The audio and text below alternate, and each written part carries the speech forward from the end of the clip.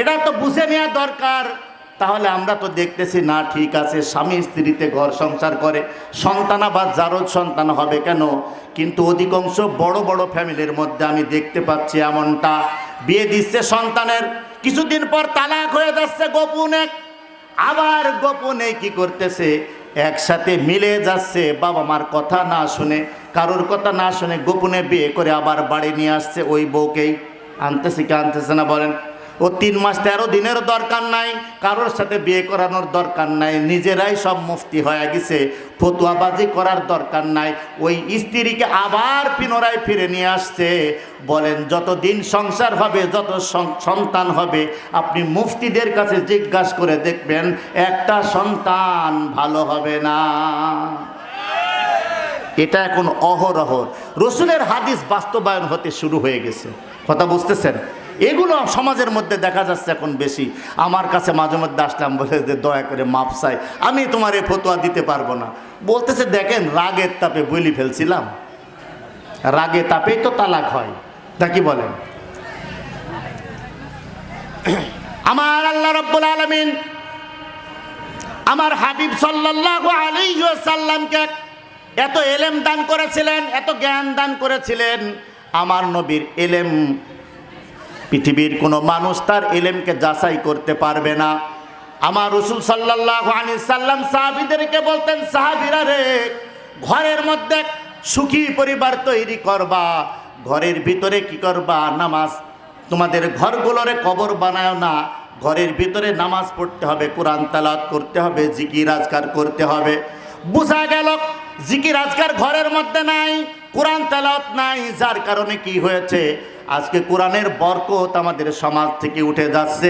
তবে কিছু না পাইলেও কি হবে, ছোট্ট একটা বক্স হলেও আছে, যা কোরআন তেলাওয়াত হয় না, অন্য কিছু হয়, আছে না নাই? এইগুলোর থেকে দূরে রাখতে হবে।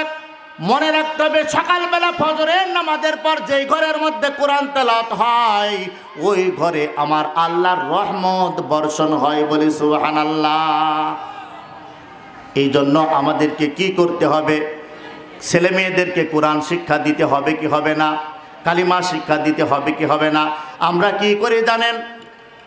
সকালবেলা ফজরের পরে বড় একটা ব্যাগ নিয়ে কেজি স্কুল, কি স্কুল, ওই কেজিগুলোতে পাঠায় দিই, কোরআন তেলাওয়াত আর শেখা আমাদের হচ্ছে না। মক্তবে হুজুররা ডাকলে আর যাইতে সময় পাচ্ছে না, এই প্রাইভেট সেখানে প্রাইভেট, বিভিন্ন জায়গায় সন্তানরা চলে যাচ্ছে। ও সন্তান বড় হওয়ার পরে আপনাকে ভুলে যাওয়াটাই স্বাভাবিক, যেহেতু তার মধ্যে কোনো ধর্ম নাই, তার মধ্যে কোনো ইসলামের জ্ঞান নাই। কমসে কম ইসলামের জ্ঞানওয়ালা একজন ব্যক্তি আপনার পিতা মাতার সাথে ওই সন্তান জীবনেও কোনো দিন খারাপ আচরণ করতে পারে না। এখন খেদমত কীভাবেই বা করবে? মসজিদের বেতন পায় 5,000 টাকা, কি বলেন? তাহলে মানুষ, মসজিদের বেতন আমরা দিতেই চাইনি, 5,000 10,000 টাকায় কিছুই হয় না। কি দিয়ে খেদমত করবে? কমসে কম তাদের সাথে সৎ ব্যবহারের মাধ্যম ছাড়া আর কোনো মাধ্যম নাই। এই জন্য এই দিকটাও বিবেচনা করতে হবে। এই পড়ি আল্লাহুম্মা সাল্লি আলা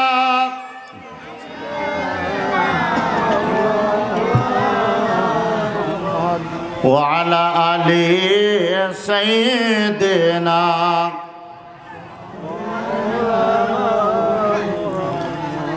আলহামদুলিল্লাহ, আমি কুরআনুল কারীম থেকে আয়াতে কারিমা তেলাওয়াত করেছি, সেখান থেকে কিছু আলোচনা, হাদিস শরীফ থেকে কিছু আলোচনা আপনাদেরকে শোনানোর চেষ্টা করি, আল্লাহ যদি তৌফিক দান করেন।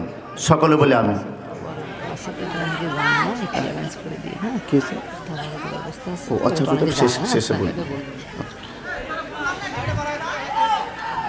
আল্লাহ রাব্বুল আলামিন মানব জাতিকে সৃষ্টির সেরা জীব করে, সৃষ্টির সেরা করে প্রেরণ করেছেন, বলে আলহামদুলিল্লাহ।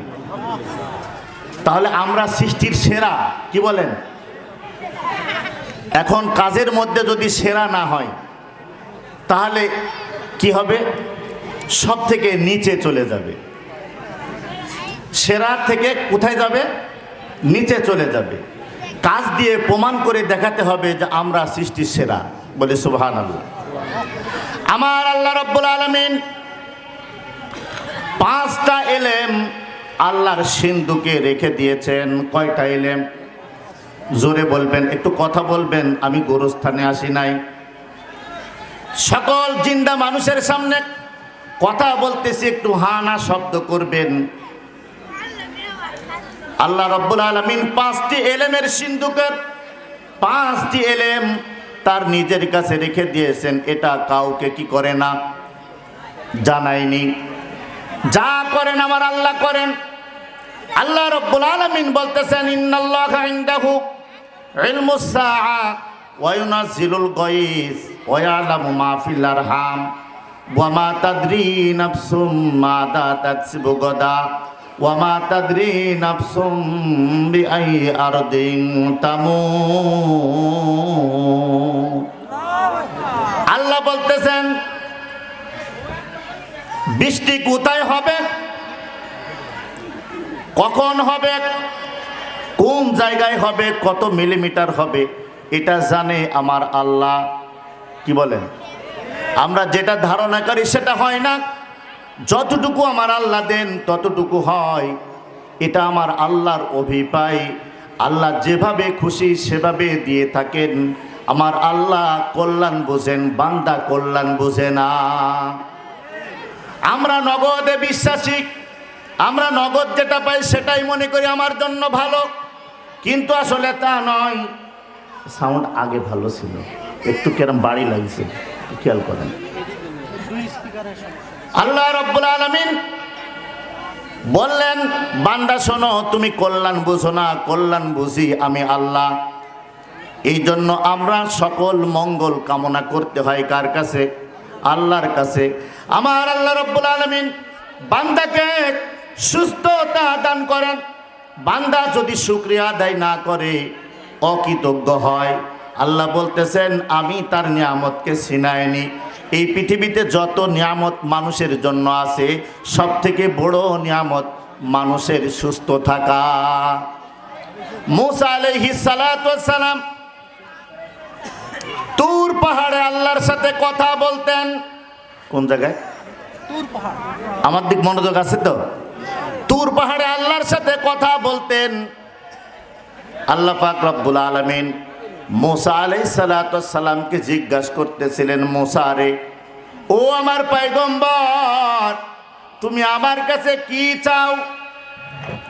মূসা আলাইহিস সালাতু ওয়াস সালাম চিন্তা করলেন, আল্লাহ রব্বুল আলামিন আমাকে পয়গম্বর করে পাঠিয়েছেন, আবার জিজ্ঞাসা করতেছেন আমি কি চাই, আমি কি চাইবো। এই কথা জিজ্ঞাসা করার পরে আমার আল্লাহ রব্বুল আলামিনের প্রশ্নের জবাবে সর্বপ্রথম মূসা পয়গম্বর বলতেছেন, আল্লাহ আমারে তুমি ক্ষমা করে দিও। আমি একটা কথা বলবো, কথার মধ্যে যদি ভুল ত্রুটি হয়ে যায়, কথাটা যদি ভুল হয়, অবশ্যই আমি একটু আপনার সাথে কথা বলতে চাই। আল্লাহ তুমি আমারে মাফ করে দিও, ক্ষমা করে দিও, আগেই মাফ চেয়ে নিচ্ছি। আয় আল্লাহ, আমি তো বুঝতে পারতেছি না আমি কি চাইব, এই জন্য তোমাকে আমি এই কথাটা জিজ্ঞাসা করি। আল্লাহ তুমি কোনোদিন মূসা হবা না, আমিও কোনোদিন আল্লাহ হব না। স্রষ্টা আর সৃষ্টি সম্পূর্ণ আলাদা। কথা ঠিক কিনা বলেন? মাবুদ গো, আমি যদি আল্লাহ হইতাম আর তুমি যদি মূসা হইতা, তাহলে আমার কাছে তুমি কি চাইতা? আমার আল্লাহ রব্বুল আলামিন জলিলে কদর নবী মূসা পয়গম্বরের সাথে মুস্কি হাসি দিয়া বলতেছেন, মূসা রে, তুমি এমন কথা বলেছো, আমি আল্লাহ জবাবটা দিয়ে দিই। সেটা হচ্ছে, তুমি যদি আল্লাহ হইতে, আমি যদি মূসা হইতাম, আমি দুইটা জিনিস চাইতাম তোমার কাছে। একটা হচ্ছে সুস্থতা, আর একটা হচ্ছে নেক হায়াত। জোরে বলেন সুবহানাল্লাহ। ও আল্লাহ, আমারে তুমি মাফ করে দাও, ক্ষমা করে দাও। আমি তো সেইটাই চাই, তুমি যেটা চাইতা আমি সেইটা চাই। আমি আল্লাহ রব্বুল আলামিন, আমি আল্লাহ পাক রব্বুল আমি আল্লাহ তাআলার কাছে ক্ষমা চাচ্ছি। আর বলতেছি, মূসা পয়গম্বর বলতেছেন, ও আল্লাহ আমারে তুমি সুস্থতা দান করো আর নেক হায়াত দারাজ করো। নবীদেরকে আল্লাহ পাক নবীদের থেকে আসছে, তাহলে দুইটা জিনিস অত্যন্ত মানুষের জন্য গুরুত্বপূর্ণ। একটা নেক হায়াত, আর একটা কি? সুস্থতা। সুস্থ আপনি না থাকলে নামাজ, রোজা, হজ, যাকাত, যত ধর্মই বলেন না কেন কোনো কিছু আপনার কাছে মজা লাগবে না, সম্পদ আপনার কাছে ভালো লাগবে না। এই জন্য আল্লাহ রাব্বুল আলামিন সুস্থতাকে বেশি প্রাধান্য দিয়ে থাকেন। আল্লাহ বলতেছেন, লা ইন শাকারতুম লা আযীদান্নাকুম ওয়া লা ইন কাফারতুম ইন্না আযাবী লাশাদীদ। আমি আল্লাহ যত নিয়ামত তোমাদের দান করেছি, এই নিয়ামতের শুকর গুজারি যদি তোমরা করো, আমি আল্লাহ তোমাদের নিয়ামতকে বাড়া দিব, বলি সুবহানাল্লাহ। আর যদি নিয়ামতের শুকর গুজারি না করো, যদি আলহামদুলিল্লাহ বলতে না পারো, অন্তর থেকে মেনে নিতে না পারো, আমার এটা দরকার ছিল আল্লাহ কেন দিচ্ছে না, এরকম প্রশ্নবিদ্ধ হও, আমি আল্লাহ রাব্বুল আলামিন তোমার কাছ থেকে নিয়ামত ছিনায় নিব।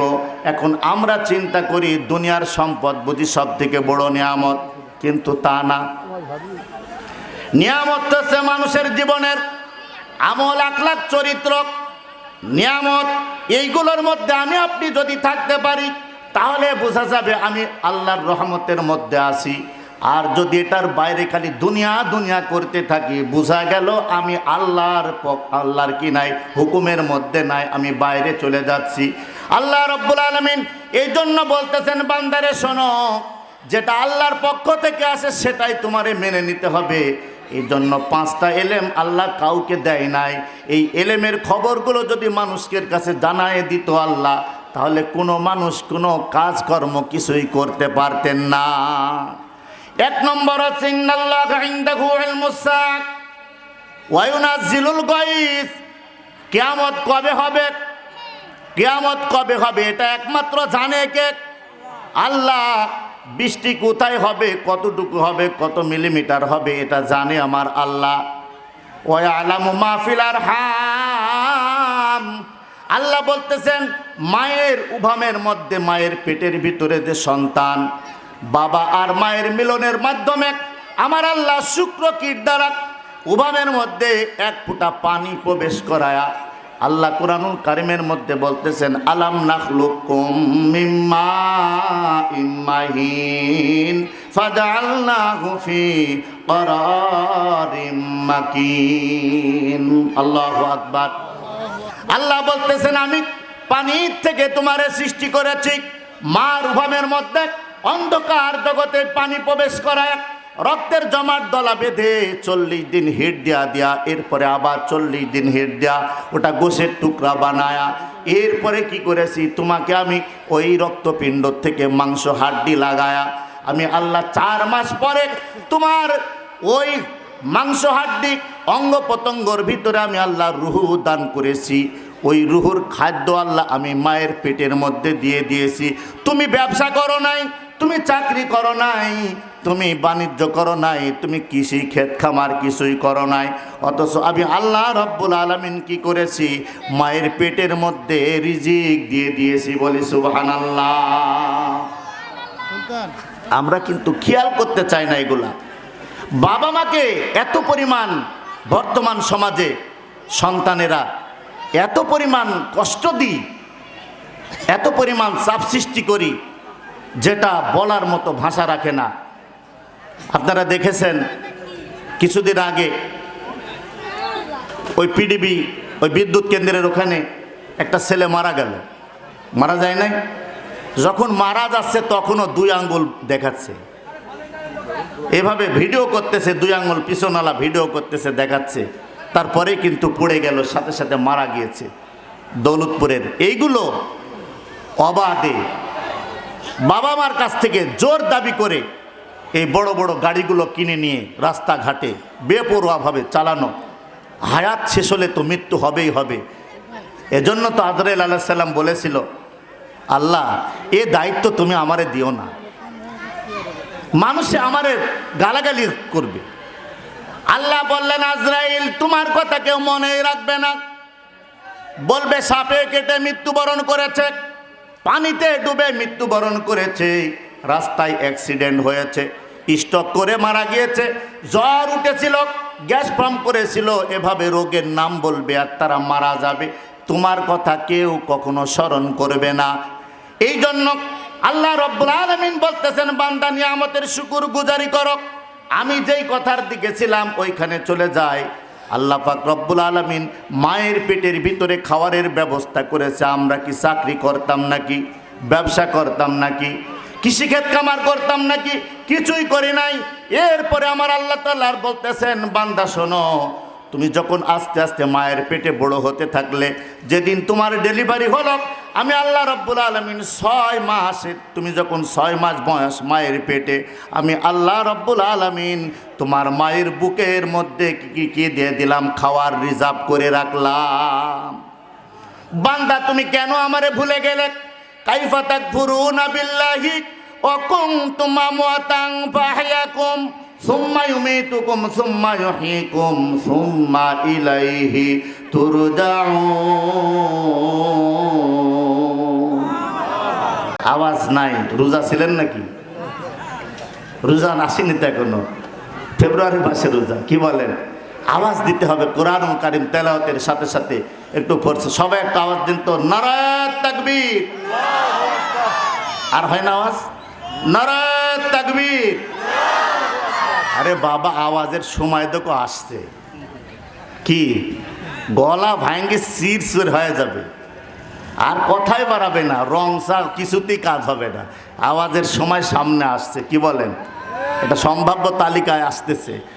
আওয়াজ কত দেওয়া লাগবে? এখন একটু আল্লাহু আকবারের তাকবীরটা দিয়ে নেন, আল্লাহ যদি চায়। আমার আল্লাহ রাব্বুল আলামিন বান্দাকে বলতেছে, বান্দা তুমি কেমনে আমারে ভুলে গেলে? আমি আল্লাহ রাব্বুল আলামিন তোমার এত কিছু ব্যবস্থা করলাম, তুমি আমারে কেন অস্বীকার করলে, ভুলে গেলে? আমি যখন তুমি মায়ের পেটে ছিলে তোমার কোনো অস্তিত্বই ছিল না। আমি আল্লাহ রূহ দান করলাম, আবার তোমরা মরে যাবে, মৃত্যুবরণ করবে। মারা যাওয়ার পরে আবার আমি আল্লাহ তোমাদের জীবিত করব। হাসরের মাঠ কায়েম হবে, কিয়ামতের ময়দানে উঠতে হবে। হবে কি হবে না? কিয়ামতের ময়দানে 50,000 বছরের কিয়ামত। আমাকে আপনাকে পৃথিবীর সব মানুষকে হিসাব দেওয়া লাগবে কি লাগবে না? এই জন্য এখন থেকে সেই হিসাবের প্রস্তুতি আমাকে নিতে হবে কি হবে না?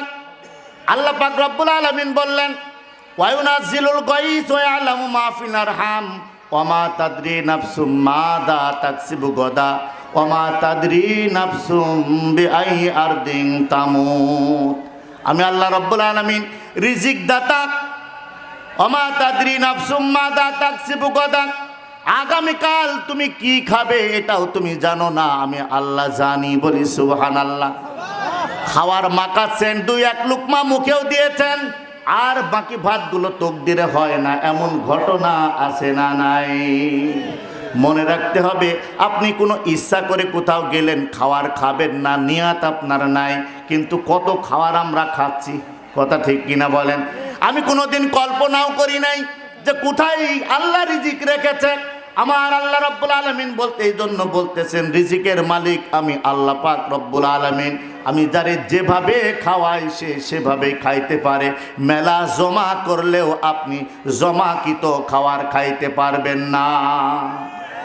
তাহলে এত দৌড়াচ্ছেন কেন? ঈমান আনতে হবে কি হবে না? আগে ঈমান পরে আমল। ঈমান না থাকলে আমলের 5 পয়সার দাম নাই। কথা ঠিক কিনা বলেন? আল্লাহ কুরআনুল কারীমের মধ্যে বলতেছেন, ওয়াল আসরি ইন্নাল ইনসানা লাফি খুসর ইল্লাল্লাযীনা আমানু ওয়া আমিলুস সালিহাতি ওয়া তাওয়াসাউ বিল হক ওয়া তাওয়াসাউ বিস সাবর। আল্লাহু আকবার। পৃথিবীর সব মানুষ ক্ষতিগ্রস্তর মধ্যে। কে বলছে? আল্লাহ বলতেছেন সবাই ক্ষতিগ্রস্তর মধ্যে। ইল্লাল্লাযীনা আমানু, কিন্তু তারা ক্ষতির মধ্যে না। যারা ঈমান এনেছে তারা ক্ষতির মধ্যে না। এখন ঈমান চিনার দরকার আছে না নাই? ঈমান কারে বলে একটা উদাহরণ দিলে আপনি বুঝবেন ঈমান কত শক্তিশালী। ঈমান সাহাবীদের মতো হওয়া লাগবে। আমিনু কামা আমানান নাস, ঈমান আনো মানুষের মতো করে, সাহাবীদের মতো করে ঈমান আনতে হবে। সাহাবীরা, আমরা যেমন আল্লাহরে দেখতে পাই না, সাহাবীরা কি আল্লাহরে দেখেছে? না না, আল্লাহকে ওইভাবে দেখে নাই। দেখার সুযোগ নাই, কিন্তু আল্লাহর মোলাকাত হবে। আমি ওই দিকে পরে যাব। আমি যেটা বলতেছিলাম, ঈমান আনতে হবে সাহাবীদের মতো করে। সাহাবীরা ঈমান এনেছে নবীর কথা মতো। কার কথা মতো?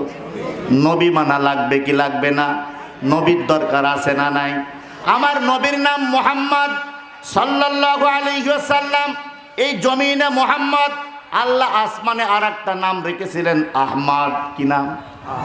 ওয়াইদ ক্বালা ঈসা ইবনু মারইয়াম ইয়া বানি ইসরাঈল ইন্নী রাসূলুল্লাহি ইলাইকুম মুসাদ্দিকাল লিমা বাইনা ইয়াদাইয়া মিনাত তাওরাত ওয়া মুবাশশিরাম বিরাসূলিন ইয়াতি মিন বা'দি ইসমুহু আহমদ। তাহলে বোঝা গেল আল্লাহ আসমানে আহমদ নাম রেখেছেন। অনেক নাম, তার মধ্যে শ্রেষ্ঠ নামগুলো এইগুলো। আহমদ, দুনিয়ার জমিনে মুহাম্মদ। দেখেন মুহাম্মদের নাম দ্বারা যত কিছু হয় সব কিছু মুহাম্মদের নাম দ্বারা আল্লাহ বানায় দিয়েছেন। আমরা মসজিদে নামাজ পড়ি কি পড়িনি? মসজিদ লিখতে সর্বপ্রথম মিম হরফ লাগে কি লাগে না? জোরে বলেন। মক্তব, মাদ্রাসা, মসজিদ, মুসল্লি লাগে কি লাগে? এগুলা কি সব মিম দ্বারা। এরকম অনেকগুলো আছে যা মিম দ্বারা তৈরি। মিম হরফের বরকত এত বেশি। আমার আল্লাহ তামাম পৃথিবীর মানুষকে মুহাম্মদের নামের ওসিলায় খানা খাওয়ায়, বলে সুবহানাল্লাহ। কারণ কি দেখেন, আমার আল্লাহ রব্বুল আলামিন, আমার রসুল রহমাতাল লিল আলামিন। আমার নবী শুধু মুসলমানের জন্য নবী নয়, কি বলেন, সার্বজনীন সবার জন্য নবী। কথা ঠিক কিনা বলেন? কাফির মুশরিক বেদিন, আসমান জমিন লৌহ কলম, চাঁদ তারকা সূর্য যা আপনি দেখতে পান, যত মখলুকাত আল্লাহ সৃষ্টি করেছেন, সব মখলুকাতের স্রষ্টা আমার আল্লাহ, আর সব মখলুকাতের রহমত আমার রাসূল। এ পদ কে দিয়েছেন? আল্লাহ বলতেছেন আলহামদুলিল্লাহি রাব্বিল আলামিন।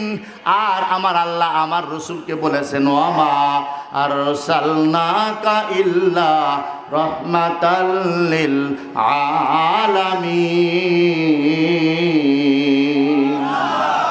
আমার আল্লাহ আমার রাসূলকে রহমত স্বরূপ প্রেরণ করেছেন। রহমতের নবী, দয়ার নবী, মায়ার নবী।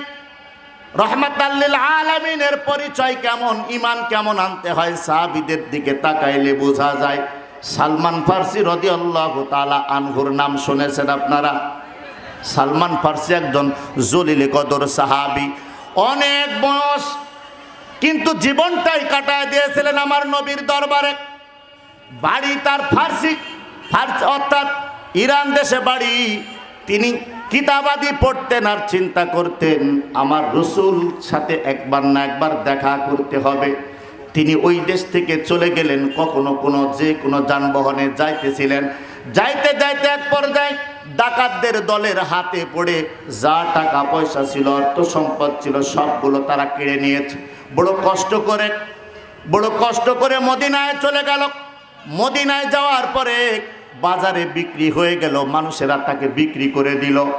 একটা গোলামে পরিণত হয়ে গেল। সালমান ফারসি গোলামে পরিণত হয়ে গেল। ইহুদির খেজুর বাগানে কাজ করতে শুরু করে দিল। কিন্তু তার দিলের মধ্যে একটাই কল্পনা আর জল্পনা, নবীর সাথে দেখা করে কালিমা পড়ে মুসলমান হতে হবে। পাবো কি নবীর দেখা? আল্লাহর কাছে ফরিয়াদ করে বলে, আল্লাহ আমার তো বয়স বেশি হয়ে গেছে, এতদিন কি আমি বাঁচবো? কবে মক্কা থেকে মদিনায় হিজরত করে আমার নবী আসবে, সেই অপেক্ষায় তিনি থাকতে লাগলেন। বয়স প্রায় 200 বছর হয়ে গেছে। কয় বছর? সাহাবীরা সাধারণত এত বয়সী না, কিন্তু 200 বছর বয়স হয়ে গেছে। এত বয়সী লাল টকটকা ফর্সা একটা মানুষ, বড় সুন্দর চেহারাবান, নবীর প্রেমে আসক্ত হয়ে খেজুর বাগানে কাজ করে। হঠাৎ তিনি বাগানের পাশ থেকে এরকম আওয়াজ শুনতে পাইলেন, মক্কার নবী মদিনায় হিজরত করেছেন, বলে সুবহানাল্লাহ। মক্কা থেকে কে মদিনায় রাসূল এমনি এমনি হিজরত করেছেন না কোনো কারণ ছিল? সর্বপ্রথম কারণ যেটা বলি, আল্লাহ অবশ্যই মদিনায় নিয়ে যাবে, কিন্তু মক্কার মানুষেরা আমার নবীকে চিনতে পারে নাই। 13 বছর দাওয়াত দেওয়ার পরেও কি হলো? মক্কাবাসীরা আমার নবীকে চিনতে পারল না। চিনার কথা ছিল আবু জাহালের, কথা ছিল কি ছিল না? আপনারা যারা হাজি আছেন এখানে, মক্কা মদিনায় সফর করেছেন, ওই কর্নারে আমার নবীর বাড়ি, তারপরে আবু জাহালের বাড়ি, তারপরে মক্কা, তারপরে কাবা। আমার রসুল বাইতুল সালাম গেটে যখন আসতেন, আবু জাহালের বাড়ির পাশ দিয়ে আসতেন। আবু জাহালের সাথে সব থেকে বেশি দেখা হয়তো, কিন্তু আবু জাহাল লাভ করতে পারে নাই। বেশি প্রশ্ন করতেন, কি করতেন? বেশি প্রশ্ন করতেন, তোমারে নবী বানাইলো কে? তুমি কেন নবী হবা? আমি বড় লোক মানুষ, আমার অর্থ সম্পদ আছে, আমি নবী হওয়ার যোগ্য। তোমাকে কে নবী বানাইল? নবীর সনদ কি? এভাবে অনেক তিনি কি করেছে? হিংসা করেছে, কূপ খনন করেছে, অনেক ইতিহাস আছে। নবীকে প্রশ্ন করে করে নবীকে কি করেছে? এত পরিমাণ প্রশ্ন করত, ঈমান তার তকদিরে জুটে নাই। পক্ষান্তরে আবু বকর সিদ্দিক রাদিয়াল্লাহু তাআলা আনহু কি করেছে? কোনো প্রশ্নই করে নাই, এমনি শুনেছে আখিরি জামানার পয়গম্বর মুসলমান হয়েছে, যেদিন তিনি কালিমা পড়েছে মুসলমান হয়েছে, আর কোনো দিন তার দ্বারা অপরাধ কোনো সংগঠিত হয় নাই। সুবহানাল্লাহ কখন বলবেন? জোরে বলেন সুবহানাল্লাহ। সালমান ফারসি রাদিয়াল্লাহু তাআলা আনহু, তিনি খেজুরের বাগানে থাকে, বৃদ্ধ মানুষ, ইহুদির বাগানে থাকতে লাগলেন। হঠাৎ করে চারিদিকে আওয়াজ হয়ে গেল, মদিনায় আমার নবী প্রবেশ করেছে, মদিনায় রসুল এসেছে। ইহুদির বাগানে মালিকের কাছ থেকে ছুটি নিয়ে বলতেছেন, হুজুর আমার একদিনের ছুটি দিতে হবে, আমি একটু বাইরে যাব। ছুটি নিয়ে আমার নবীর দরবারে চলে গেল। তিনি ইনজিল কিতাবের মধ্যে পড়েছিলেন, ইনজিল কিতাবেও তিনি দেখেছিলেন আমার নবীর নাম হবে মুহাম্মদ, বাবার নাম হবে আব্দুল্লাহ, মায়ের নাম হবে আমিনা, দাদার নাম হবে আব্দুল মুত্তালিব। বনু হাশেম গোত্রে কুরাইশ বংশের মধ্যে তিনি জন্মগ্রহণ করবেন। তিনি সদকার মাল ভক্ষণ করে না, হাদিয়ার মাল গ্রহণ করতেন, বলি সুবহানাল্লাহ। পৃষ্ঠ মুবারকে, এই ঘাড়ের পিছনে পৃষ্ঠ মুবারকে একটা নবুয়তি সিলমোহর থাকবে। তিনটা তিনি আলামত, তিনার দিলের মধ্যে প্রশ্ন জাগলো, আমি তিনটা পরীক্ষা করব। যদি সত্যি মুহাম্মদ হয়, আখিরি জামানার পয়গম্বর হয়, তাহলে এই তিনটা প্রশ্নের উত্তর পেয়ে গেলে আমিও কালিমা পড়ে মুসলমান হয়ে যাব। সেই নবী সাল্লাল্লাহু আলাইহি সাল্লামের কাছে যাওয়ার জন্য তিনার ওই খেজুরের বাগান থেকে কিছু খেজুর চেয়ে নিলেন। তিনি চলে গেল আমার নবীর দরবারে। যাওয়ার পরে আমার রাসূল সাল্লাল্লাহু আলাইহি সাল্লাম সাহাবীদেরকে নিয়ে বসে দিনের দাওয়াত, দিনের কথা, উপদেশ বাণী শোনাচ্ছিলেন। পিছনের দিকে বসে আছেন আমার নবীর কাছে আল্লাহ রব্বুল আলামিন এই ধরনের ঘটনা জানান দেয় কি দেয় না? তার নামই তো নবী। কি বলেন? নবীদের বেলায় যেটা আমার আল্লাহ রব্বুল আলামিন অগ্রিম সংবাদ দিয়ে দেয়, এই জন্যই নবী। নবীদের দ্বারা যা সংগঠিত হয়, যেটা হওয়ার কথা না হয়ে যায়, ওটার নাম মুজিজা। আর ওলিদের বেলায় যেটা হওয়ার কথা না হয়ে যায়, ওটার নাম কারামত। তো দুরূদ পড়ি আল্লাহুম্মা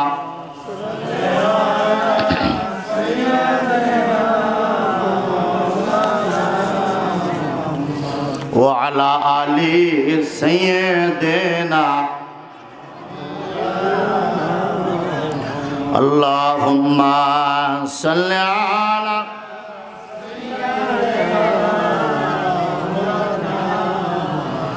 ওয়া আলা আলি সাইয়্যিদিনা।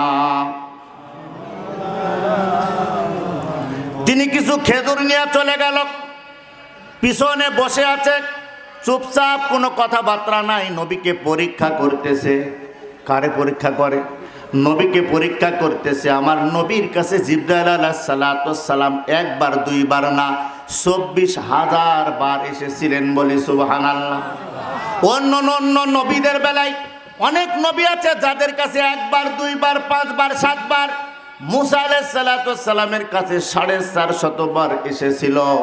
আমার নবীর কাছে 24,000 বার এসেছেন, বলে সুবহানাল্লাহ। আমার নবী চুপচাপ। জিবরাইল আমিন সংবাদ দিয়ে গেল, সালমান ফার্সি এসেছে আপনাকে একটু পরীক্ষা করার জন্য। অনেক দিন ধরে আল্লাহ পাক রব্বুল আলামিনের কাছে দোয়া করেন, আমার আল্লাহ দোয়া কবুল করে নিয়েছে। ওই দোয়ার কারণে আল্লাহ ওই ইরান দেশ থেকে এই মদিনায় সালমান ফার্সিকে নিয়ে এসেছেন, বলে সুবহানাল্লাহ। সালমান ফার্সি মাহফিল শেষ হয়ে গেল, উপদেশ বাণী শেষ হয়ে গেল, আমার রসুলের কাছে উঠে গেলেন। যাওয়ার পরে বলতেছেন, ইয়া রাসূল আল্লাহ, হাবিব আল্লাহ, আমি কয়েকটা খেজুর এনেছি আপনার জন্য সদকার মাল হিসাবে। আমার রসুল একটা মুস্কি হাসি দিয়া দিলেন, বলে সুবহানাল্লাহ। হাসিলে হাজার মানিক, কাঁদিলে মুক্তা ঝরে, ও দয়াল মুর্শিদ যার সাকা তার কিসের ভাবনা, ছেড়ে দে নৌকা আমি যাব মদিনা। আমার রসুল সর্ব অবস্থায় মুস্কি হাসি দিতেন। মুস্কি হাসি দেয়া বলতেছেন, সালমান রে, আমার নবীর কথা শুনে সালমান ফার্সি চিন্তা করতেছে, আমার নাম, আমার হাবিবকে, আমার নবীকে কে বলেছে? সালমান ফার্সি বলতেছেন, আপনি আমার নাম জানলেন কি করে? আমার রসুল বলতেছেন, সালমান, এই জমিনের যত মানুষ, তার বাবা, আত্মীয় স্বজন, 14 গোষ্ঠী পর্যন্ত আল্লাহ পাক আমাকে সবার নাম ঠিকানা আমি জানি। আমাকে আল্লাহ জানাইছেন, বলি সুবহানাল্লাহ। সালমান ফার্সি বলতেছেন, ইয়া রাসূলুল্লাহ, আপনি কি এটা ভক্ষণ করবেন? আমার নবী বলতেছেন, না না, সদকার মাল আমি খাই না, তুমি আমার এই গোত্রের মধ্যে যারা গরিব মানুষ আছে তাদেরকে তুমি দান করে দিও, বলি সুবহানাল্লাহ। চলে গেল সালমান ফার্সি। পরের দিন, সেদিন আর ছুটি নিয়ে আসে নাই। মালিক তো ছুটি দিবে না, যেহেতু ইহুদি মালিক। কথা বলেন। ইমানের নূর মুস্কি হাসির মধ্যে লুকাইতেছিল। মুস্কি হাসি, ইমানের নূর কলবের মধ্যে, সালমানের কলবের মধ্যে ঢুকে পড়েছে। সালমানের সমস্ত দেহের মধ্যে জ্বালা যন্ত্রণা শুরু হয়েছে। কিভাবে আমি এই খেজুরের বাগান থেকে মুক্ত পাবো? বাকি জীবন আমি আমার নবীর দরবারে থাকতে চাই। সালমান ফার্সি কিছু খেজুর আবার নিলেন। নেওয়ার পরে কি করলেন? আমার রসুলের দরবারে পরের দিন গেলেন। যাওয়ার পরে আমার রসুলকে বলতেছে, ইয়া রাসূলুল্লাহ, ইয়া হাবিব আল্লাহ, আমি এই খেজুরগুলো আপনার জন্য হাদিয়া স্বরূপ এনেছি। আমার নবী একটা মুস্কি হাসি দিয়ে সাদরে গ্রহণ করে নিলেন, সাহাবীদের মধ্যে ভাগ করে দিলেন, সবাই মিলে খেয়ে নিলেন। আমার রসুলের আর একটা পরীক্ষার বাকি থাকলো সালমানের। সালমান ফার্সি এরপরে বাগানের দিকে চলে গেল। পরের দিন আবার এসেছে। আসার পরে সেদিন সামনে বসে, অন্যদিন সামনে বসে, সেদিন পিছন দিকে বসেছে। সালমান ফার্সি রাদিয়াল্লাহু তাআলা আনহু বড় বিচক্ষণ মানুষ ছিলেন। পিছনের দিকে বসে যখনই বসেছে, আমার নবী সাল্লাল্লাহু আলাইহি সাল্লাম বুঝে ফেলেছে সালমান আমার নবুয়তির সিল মোহর দেখতে চায়, তারপরে কালিমা পড়বে। আমার নবীর পিছন দিক থেকে আমার নবী আস্তিনগুলো জামার কানিটা ধরে আস্তে আস্তে টেনে উপরের দিকে উঠাইলেন। যখনই দেখতে পেল, যখনই সালমান ফার্সি দেখতে পেল, ওই ছিলমোহরের উপরে চুমাইতে শুরু করে দিল, বলি সুবহানাল্লাহ। চুমা খায়, চোখের মধ্যে পানি নিয়ে চুমা খায়, গড়াগড়ি পাড়তে শুরু করে দিলেন। সাহাবীরা জোরে ধরে তাকে পিছনের দিকে নিয়ে যাচ্ছে। আমার নবী বলতেছেন, সাহাবীরা রে, তোমরা আমার সালমানকে খবরদার টানা হিঁচড়া করো না। আল্লাহ পাক ওর হায়াত বেশি করে দিয়েছে, 200 বছর বেঁচে আছে, শুধুমাত্র আমাকে দেখার উদ্দেশ্যে, বলে সুবহানাল্লাহ। আমাকে দেখার জন্য আমার আল্লাহ ওর হায়াত বৃদ্ধি করে দিয়েছে। আল্লাহ পারে কি পারে না? কোনো জিনিস যদি আপনি বলেন আল্লাহ এটা পারে না, তাহলে কিন্তু আপনার ঈমান থাকবে না। আল্লাহ সবাইকে যে কোনো অবস্থায় মাফ করতে পারে, সেটা আমার আল্লাহর অভিপ্রায়। আমার আল্লাহ রাব্বুল আলামিন এমন পাহাড় পরিমাণ গুনাহ করার পরেও আমার আল্লাহ কি করেন? বান্দারে মাফ করে দেন, বলে সুবহানাল্লাহ। আল্লাহ বলেন, ইন্নাল্লাহা ইউহিব্বুত তাওয়াবিন ওয়া ইউহিব্বুল মুতাতাহহিরিন। আল্লাহ বলতেছেন আমি পবিত্রাচারকে ভালোবাসি, মহাব্বত করি, যারা তওবা করে তারা সব থেকে দামি মানুষ হয়ে যায়। বলি সুবহানাল্লাহ। সালমান ফার্সি বসে পড়লেন আমার নবীর কাছে, মুসলমান হলেন, কালিমা পড়লেন লা ইলাহা ইল্লাল্লাহু মুহাম্মাদুর রাসূলুল্লাহ সাল্লাল্লাহু আলাইহি ওয়াসাল্লাম। মুসলমান হওয়ার পরে আমার নবীর কাছ থেকে বিদায় নিয়ে আবার বাগানে চলে গেল। ইহুদি মালিক বলতেছে সালমান তুমি কোথায় ছিলা? বলতেছে মক্কা থেকে একজন মানুষ এসেছে, মদিনার রাসূলের কাছে ছিলাম, আমি কালিমা পড়ে মুসলমান হয়েছি, আবার বাগানে চলে এসেছি। সালমান ফার্সির ইহুদি মালিক মুনিব সইতে পারলেন না। আমার নবীর দুশমন কি করলেন? হাতের 5টা আঙ্গুল একেবারে চলের মধ্যে থাপ্পড় লাগা দিলে, একটা থাপ্পড় মারলেন, বৃদ্ধ মানুষ সালমান জমিনে পড়ে গেল, লাল টকটকা চেহারা কালো বর্ণ হয়ে গেল, 5টা আঙ্গুল বসে গেছে, একটা থাপ্পড় মেরেছে। বলেছে খবরদার, আজকের থেকে যা খানা দিতাম অর্ধেক খানা দেওয়া হবে, এক বেলা খানা দেওয়া হবে। কষ্ট শুরু হয়ে গেল। কালিমা মানুষের জীবনে কষ্ট দেয়, দেয় কি দেয় না? কেউ সয়ে ইমান থাকে, ইমানদার হয়, আর কেউ সইতে পারে না, বেঈমান হয়ে যায়। যায় কি যায় না? বলে আল্লাহ খালি আমার এই চোখে দেখে, আর কারুর সন্তানকে চোখে দেখে না, খালি রোগ শোক যত বালা মুসিবত আমার বাড়িতেই হয়। এই কথা আমরা বলি কি বলি না? ইমান থাকে না। যেই পরিবারের মধ্যে রোগ শোক বিমার ব্যাধি বেশি, আমার আল্লাহ বলেছেন সেই পরিবারের মধ্যে রহমত বেশি। আমার নবী বলেছেন ওই পরিবারের মধ্যে রহমত আল্লাহ বর্ষণ করেন। সর্ব অবস্থায় আল্লাহকে ডাকাডাকি করতে থাকে। কিন্তু যেই পরিবারে দেখবেন খুব সুখ, কোনো কিছুর অভাব নাই, পরিবারটা আল্লাহ বিমুখ হয়ে যায়, ওই পরিবারের মানুষগুলো আল্লাহরে আর ডাকতে চায় না। সুন্নত, ফরজ, ওয়াজিব, মুস্তাহাব, নফল তাদের কাছে আর কিছুই থাকে না। এই জন্য আল্লাহ পাক রব্বুল আলামিন পরীক্ষা করেন বান্দাকে রোগ শোক বিমার ব্যাধি দিয়া পরীক্ষা করেন। এই পরীক্ষায় যারা পাস করবে আল্লাহ তাদের ঈমানকে শক্তিশালী করে দিবেন। বলে সুবহানাল্লাহ। সালমান ফার্সি জমিনে পড়ে কান্না করতেছে, কান্নায় চক্ষুগুলো ভেসে যাচ্ছে। আরে মুনিব, আমি তোমার তো কোনো ক্ষতি করি নাই, অন্যায় করি নাই, তুমি মারলে কেন?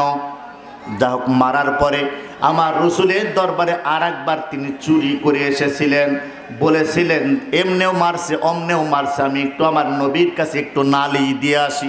রহমাতাল লিল আলামিনের দরবারে সালমান ফার্সি আসলেন। আমার নবী দূর থেকে সালমান ফার্সিকে দেখে চোখের পানি ঝরায় কাঁদতেছে। আহারে সালমান, এত বয়স হয়ে গেছে তোমার, বৃদ্ধ হয়ে গেছো তুমি, তোমার বয়স হয়েছে, আমার প্রেমে পড়ে ওই সেই ইরান দেশ থেকে মক্কা হয়ে তুমি মদিনায় চলে এসেছো। কালিমা পড়ার পরে বৃদ্ধ মানুষ তোমাকে তোমার মনিব ছাড়ে নাই, চড়ের আঘাত দিয়া জমিনে পালা দিয়েছে।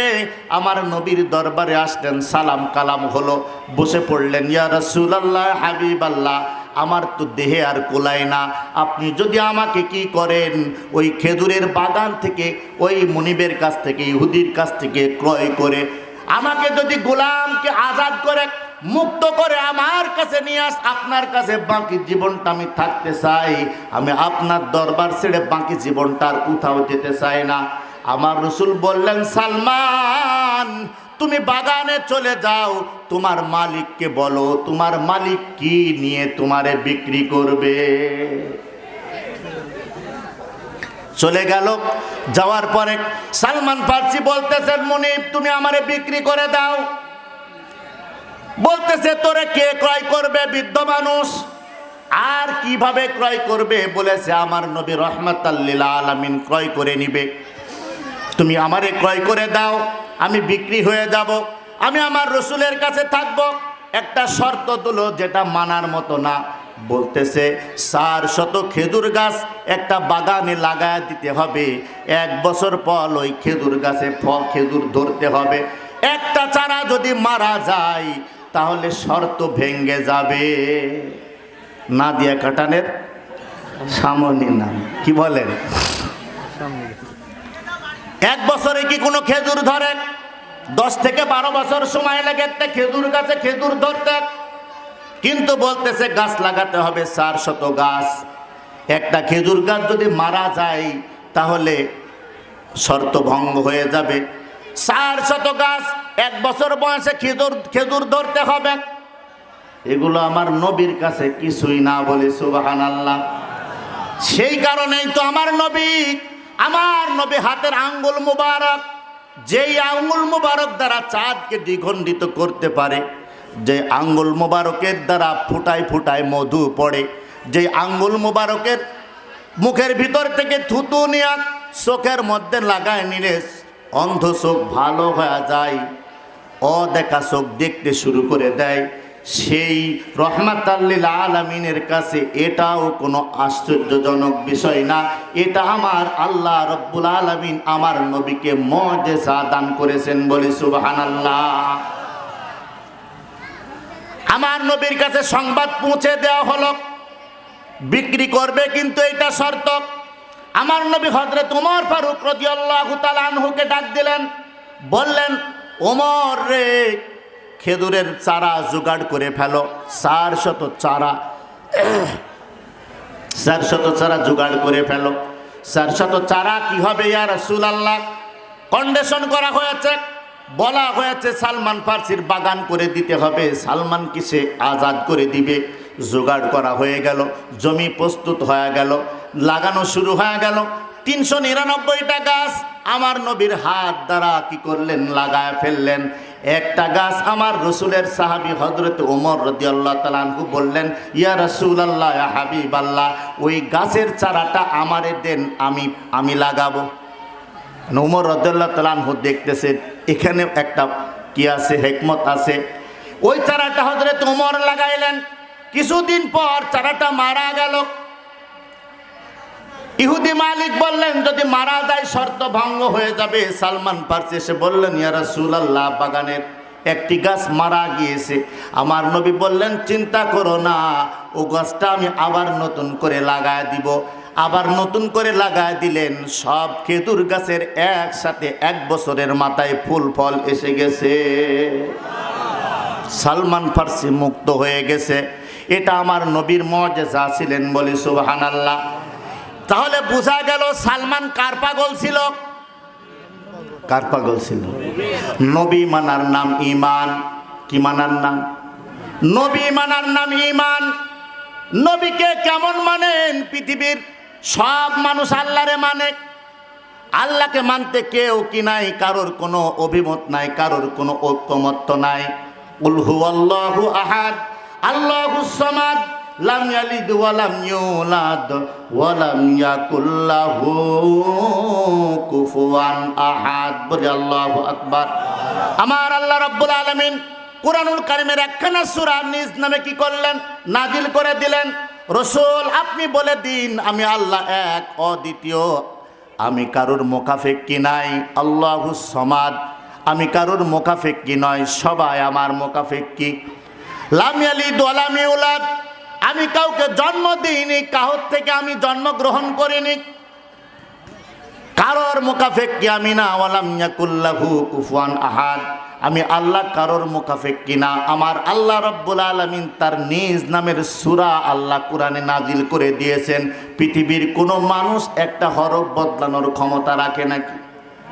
হরফ বদলানোর ক্ষমতা তো দূরের কথা, আমার আল্লাহ কুরআনুল কারীমের মধ্যে বলতেছেন, বান্দা শোনো, আলিফ লাম মিম যালিকাল কিতাবু লা রাইবা ফি।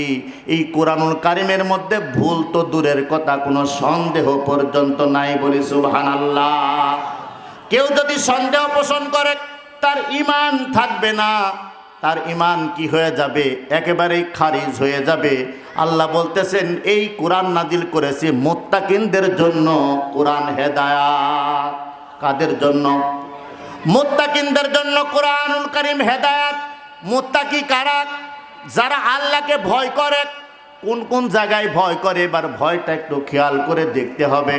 জমিনে গেলাম, চারিদিকে তাকালাম, কেউ নাই মাঠের মধ্যে। ফুলকপি ভালোই হয়েছে, ব্যাগের মধ্যে 2টা নিয়ে নিলাম। মনে মনে চিন্তা করতেছি, কেউ আমারে দেখলো না। কে দেখলো? দেখে কি দেখে না? রাত্রির অন্ধকারে 2 হাত পরে কাউকে দেখা যায় না। পাপাচারে লিপ্ত হয়ে গেছি। আমি চিন্তা করতেছি আমারে কেউ দেখে না। দেখেন কে? যে আল্লাহ দেখেন সে আল্লাহর ইবাদত করার দরকার আছে না নাই? আল্লাহ বলেছেন নবীর পথ আমার পথ, নবী আমার পরিচয় বর্ণনা করেছে, নবী মানবা ওটাই আমাকে মানা হবে।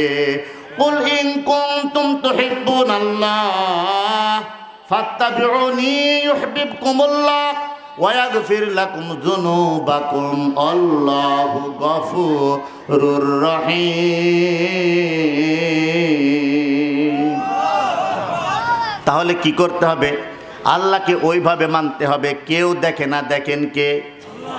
আল্লাহ বলতেছেন রসুল আপনি বলে দিন, কেউ যদি আমি আল্লাহকে ভালোবাসতে চাই, মহব্বত করতে চাই, তাহলে তারা যেন আপনার ইত্তেবা করে, আপনি রসুলের অনুসরণ করে। আপনি রসুল যা বলবেন তা তারা মানে, যা থেকে নিষেধ করবেন তা তারা কি করে? বিরত থাকে তার থেকে। এইগুলো যদি তারা অনুসরণ করে, অনুকরণ করে, আপনার ইত্তেবা করে, আমি আল্লাহ বলে দিলাম ইউহিব্বুকুমুল্লাহ, আমি আল্লাহ তাদের ভালোবাসবো বলে সুবহানাল্লাহ। ওয়া ইয়াগফির লাকুম যুনুবাকুম আল্লাহু গফুরুর রহিম।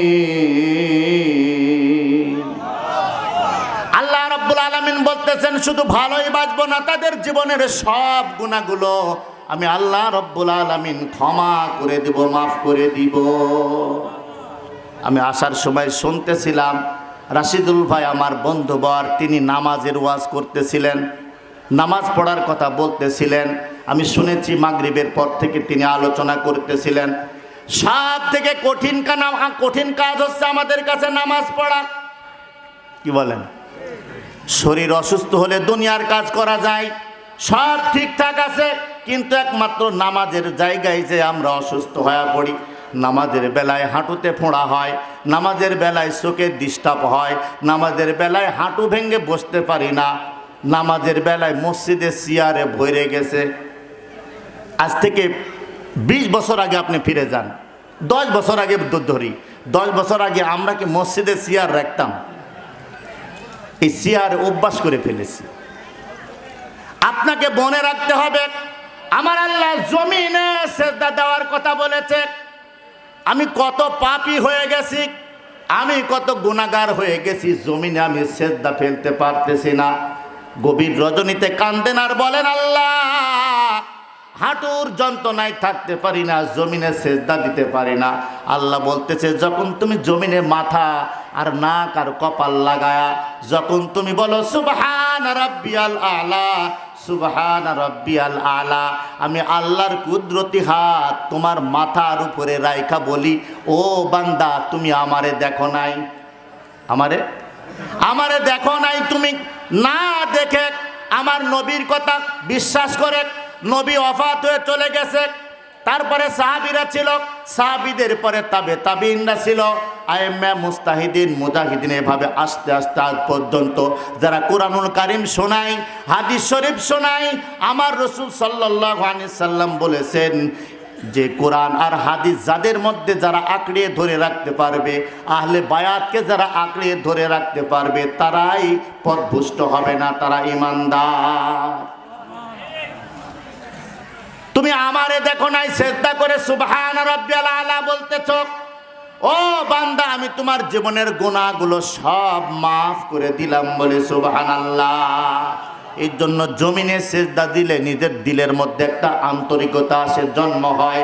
এখন আপনি পারতেছেন না, কি করবেন? ওটা তো জরুরি একটা মাসলা, ওটা জরুরত, ওটা হাজতের মাসলা। কিন্তু আমি যেটা আপনারে বুঝাতে চাচ্ছিলাম, আপনি যদি জমিনে সেজদা দিয়া আল্লাহরে ডাকতে পারেন, সব থেকে এই ডাক আমার আল্লাহর কাছে প্রিয় হয়। একটু দুরূদ পড়ি, আল্লাহুম্মা সাল্লি আলা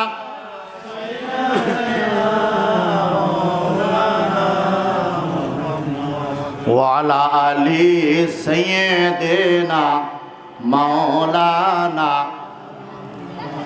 সাহাবীদের ইমানের কথা বললাম, সাহাবী এখন আছে নাকি? সাহাবীদের যুগ আছে, তবে একটা যুগ আছে, সলিহিনদের যুগ আছে না নাই?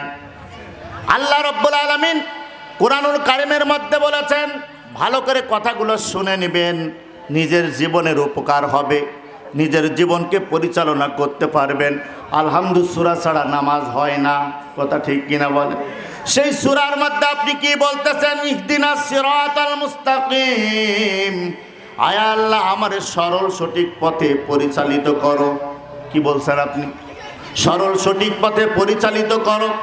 এরপরে বলতেছেন সিরাতাল্লাযীনা আনআমতা আলাইহিম গায়রিল মাগদুবি আলাইহিম ওয়ালাদ-দাল্লিন। এরপরে আপনি কি বললেন? সিরাতাল্লাযীনা আনআমতা আলাইহিম, আয় আল্লাহ তাদের পথে আমাকে পরিচালিত করো না, যারা তাদের পথে আমাকে পরিচালিত করো যারা তোমার নিয়ামত প্রাপ্ত বান্দা। আপনি বলছেন, নিজেই বলছেন না, সিরাতাল্লাযীনা আনআমতা আলাইহিম, তাদের পথে আমাকে পরিচালিত করো যারা তোমার নিয়ামত প্রাপ্ত বান্দা। নিয়ামত প্রাপ্ত বান্দা দুনিয়ায় আছে কি নাই? নিয়ামত প্রাপ্ত বান্দার সংখ্যা আল্লাহ রাব্বুল আলামিন ৬০টা দিয়েছেন। সংখ্যা কয়টা? ফাউলাইকা মাআল্লাযীনা আনআমাল্লাহু আলাইহিম মিনান নাবিয়্যিন ওয়াস-সিদ্দীকিন ওয়াশ-শুহাদা ওয়াস-সালিহিন।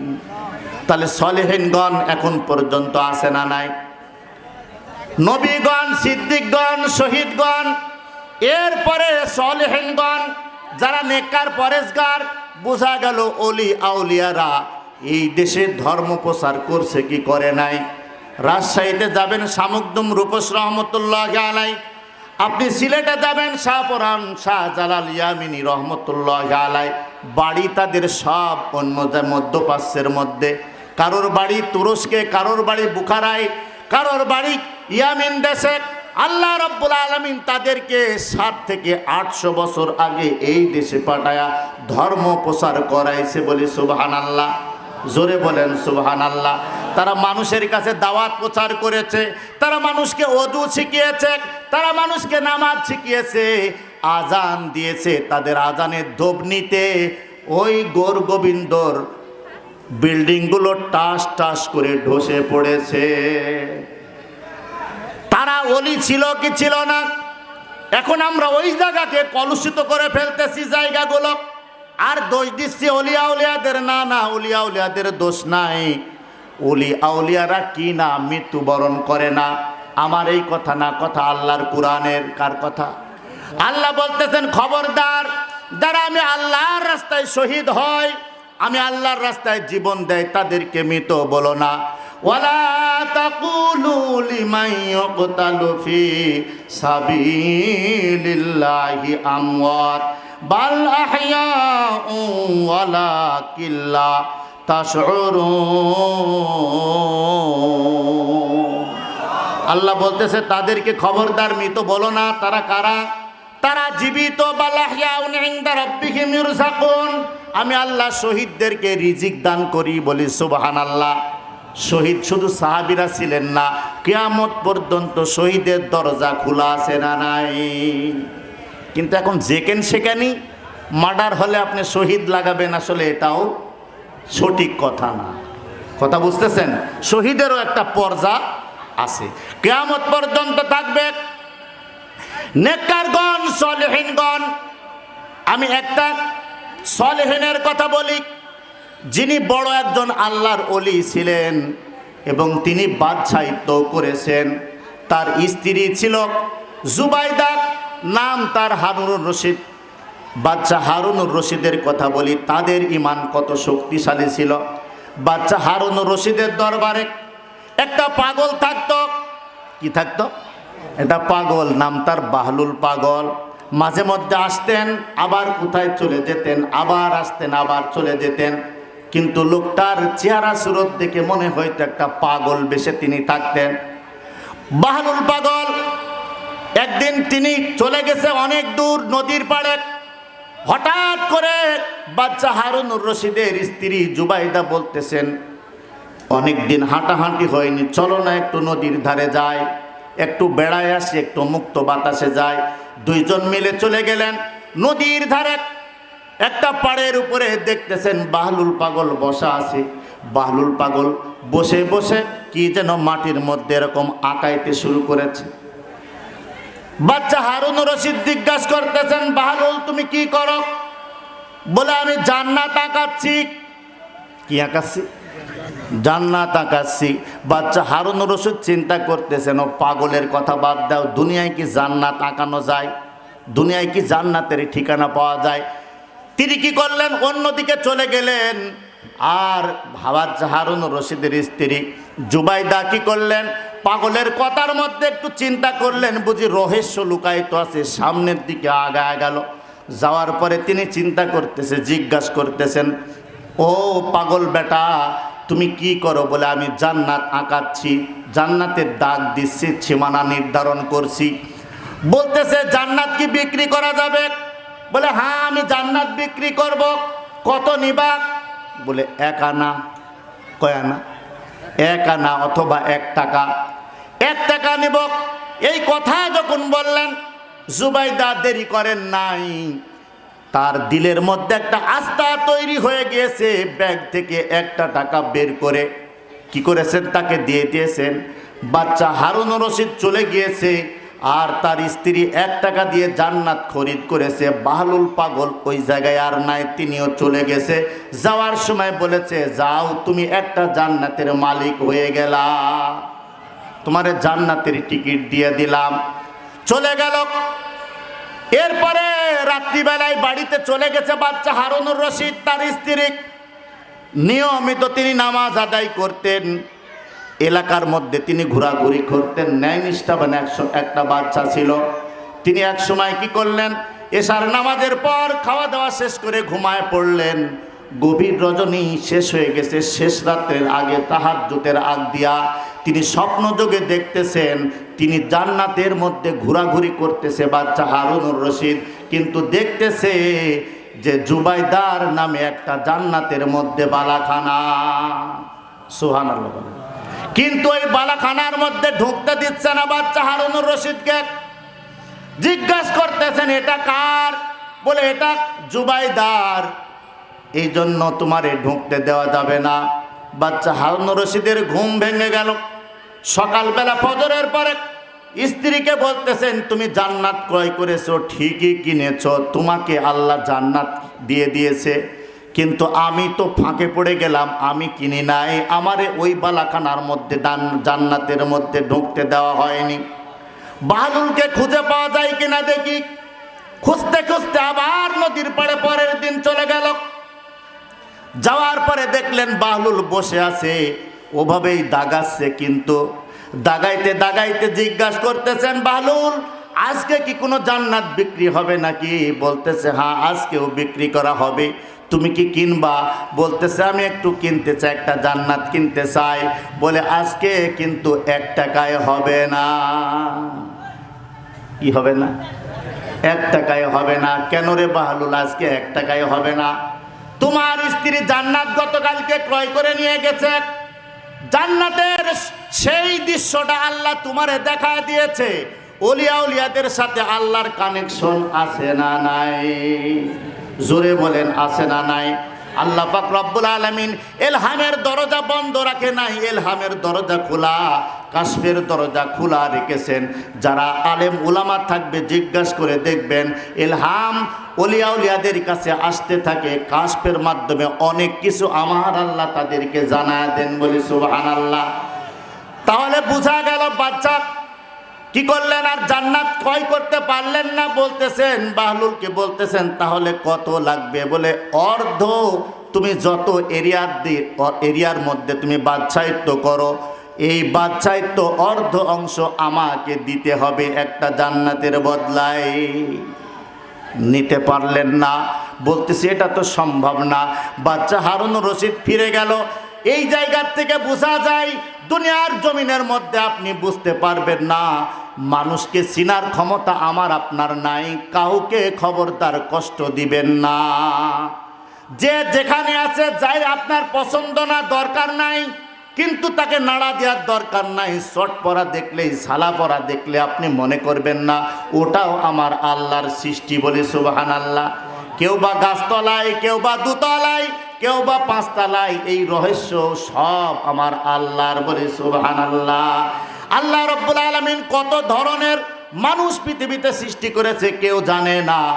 আপনি যখন দূর দূরান্তে কোথাও যাবেন দেখবেন বিভিন্ন আইটেমের মানুষ, কারোর হাত নাই, পা নাই, নাক নাই, চোখ নাই, বডির কোনো অঙ্গই নাই, তারপরেও সে বেঁচে আছে। এমন মানুষ দেখা যায় কি যায় না? বোঝা গেল ওটা আমার আল্লাহর কারিশমা। আমার আল্লাহ রাব্বুল আলামিন যাকে যেইভাবে যেই কায়দায় সৃষ্টি করেন সে সেই কায়দায় হয়। আমার আল্লাহ রাব্বুল আলামিনের সৃষ্টির মধ্যে কোনো ভুল নাই বলে সুবহানাল্লাহ। একটু দুরূদ পড়ি, আল্লাহুম্মা সাল্লি আলা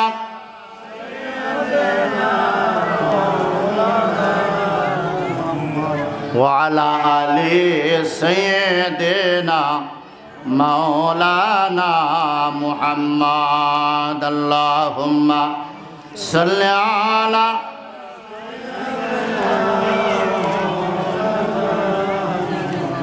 ওয়ালা আলি সাইয়্যিদিনা মাওলানা। এই জন্য আল্লাহর ইবাদত করতে হবে কি হবে না? আমার আল্লাহ রাব্বুল আলামিন ইবাদতের পাশাপাশি আর একটা কথা আপনাদেরকে শোনা যায়, বলে যায়, ইবাদতের পাশাপাশি আরও কিছু ফরজ কাজ রয়েছে। নামাজ যেমন ফরজ, রোজা যেমন ফরজ, হজ যেমন ফরজ, যাকাত যেমন ফরজ, তার পাশাপাশি বাবা মার খেদমত করাও ফরজ। কার খেদমত করা? ওয়াকাদা রাব্বুকা আল্লা তা'বুদু ইল্লা ইয়াহু ওয়া বিল ওয়ালিদাইনি ইহসানা। আল্লাহ রাব্বুল আলামিন বলেছেন আমার ফরজ হুকুমগুলো আদায় করার পরে তোমাদের উপরে আর একটা ফরজের দায়িত্ব দিলাম, তোমার পিতা আর মাতাকে তোমাদের খেদমত করতে হবে, ইহসান করতে হবে, দয়া করতে হবে। এখন পিতা মাতার প্রতি আমাদের কেমন দয়া? এমনই দয়া, মেলা যদি উচ্চ পর্দার ফ্যামিলি হয় তাহলে অধিকাংশ পিতাদেরকে বৃদ্ধাশ্রমে থাকতে হয়। কি বলেন? সব ইংল্যান্ডে, সব আমেরিকায় কে দেখবে পিতা বৃদ্ধ হয়ে গেছে, তাকে বৃদ্ধাশ্রমে রাখা হয়। আসলে এটার নাম খেদমত না। এটার নাম খেদমত? এটার নাম খেদমত না। সুখে দুঃখে ভালো মন্দের সর্ব অবস্থায় পিতামাতাকে সাথে নিয়ে, যেমন আপনাকে না খাওয়ায়ে সন্তানকে খাওয়াইছিল, আমাকে খাওয়াইছিল আমার পিতামাতা, নিজেরা অনেক সময় খায় নাই, আমি যেটা ভালোবাসতাম সেটা খাওয়াইছে, কিন্তু পিতামাতা সেটা খায় নাই। অথচ যখন বৃদ্ধ হয়ে গেল, দুর্বল হয়ে গেল, কাজকর্ম ক্ষম হয়ে গেল, তখন আপনি তার উপরে একটু নজরদারি করলেন না। অনেক পিতা আছে, সন্তান অনেকগুলো, কিন্তু কি করতেছেন জানেন? ওই 5টা সন্তানের ভিতরে একটা একটু দেখে, আরগুলো কোনো খবর নাই। চিন্তা করে জমি তো সমান সমান ভাগ করে নিয়েছি, আর যেটুকু বাড়তি আছে তা তো ওর কাছে আছে, আমরা আর দেখব না। এটা আমরা যদি চিন্তা করি, ধারণা করি, এটা ভুল হবে। খবরদার, আপনার জায়গার থেকে আপনাকে খেদমত করা লাগবে কি লাগবে না? সবাই আমরা কবরে চলে যাব কি যাব না? কথা বলেন, যাব কি যাব না? গোরস্থানের জমিনে আমি আপনি কয়দিন যাই? আমরা তো যেতেই চাইনি। গোরস্থানের জমিনে যেতে পারলেন না, কবরের পাশে দাঁড়ায় দোয়াটা করতে পারলেন না। কমসে কম আপনাকে বাংলায় যদি আপনি বলতেন, আল্লাহ ছোট্টবেলায় আমার পিতামাতা আমাকে যেমন লালন পালন করেছিল, আজকে কবরের মধ্যে আমার পিতামাতাকে আপনি তেমনভাবে কুদরতি হাতে লালন পালন করিয়েন। কথাটা বলার দরকার ছিল কি ছিল না? আমার বাবা আমার থেকে মাত্র 2 হাত দূরে থাকে রে, তবু আমি সেই বাবাকে একটিবার না দেখতে পাই। এমন দেশে থাকে বাবাই দেখার সাধ্য নাই গো, এমন দেশে থাকে বাবাই দেখার সুযোগ নাই। দেখা যায় বাবার কবর, নেওয়া যায় না খোঁজ খবর, এমন দেশে থাকে বাবাই দেখার সাধ্য নাই। বাবার ঘরে থাকি আমি, পাই বাতাস আলো, অন্ধকার কবরে বাবাই আছে কি ভালো। বাবার ঘরে থাকি আমি পাই বাতাস আলো, অন্ধকার কবরে বাবাই আছে কি ভালো। বছরের পর বছর ধরে বাবাই মাটির একটা বন্ধ ঘরে রে, বছরের পর বছর ধরে বাবাই মাটির একটা বন্ধ ঘরে রে, পড়ে আছে কেমন করে রোদ বৃষ্টি আর ঝড়ে ভাই। এমন দেশে থাকে বাবাই দেখার সাধ্য নাই গো, এমন দেশে থাকে বাবাই দেখার সুযোগ নাই। লিখবো চিঠি বাবার নামে নাই সে ব্যবস্থা, জানা যায় না ওই কবরের কি যে অবস্থা।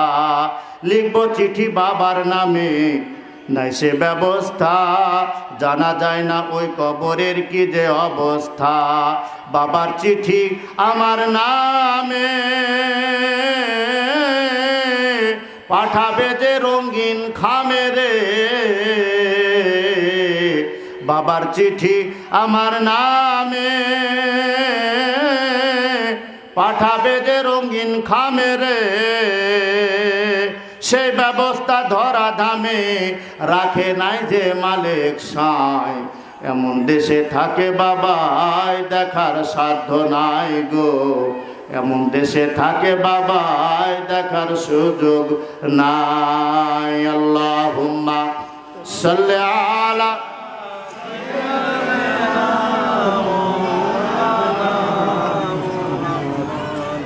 ওয়ালা আলি সাইয়্যিদিনা